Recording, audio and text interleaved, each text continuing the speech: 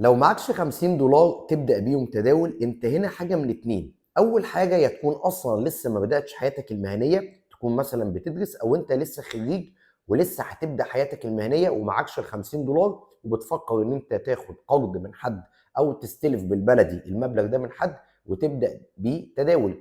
هنا اقول لك بلاش. عمر التداول ما بيكون مصدر دخل اساسي، ولا يكون هو البداية ليك في الحياة المهنية وفي رحلتك الاستثمارية. انت في الحالات دي هنا وقف وتعالى ادخل معايا في دوره مجانيه، تاخد لها من 3 ل 4 شهور، تتعلم ايه هو التداول وتاخد فكره عنه كانه استكمال لمرحله دراستك الجامعيه، وشوف هو هينفع معاك ولا لا، ايه الفرص الاستثماريه بتاعته، ثقف نفسك ماليا.